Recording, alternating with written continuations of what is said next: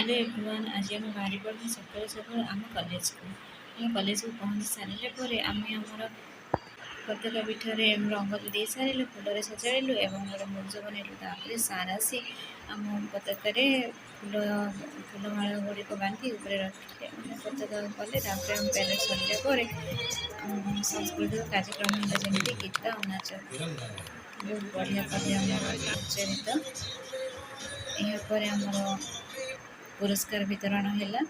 आगे आम birthday celebration गोटे झीर बर्थडे थी गाँव में बहुत फोटो उठेलु।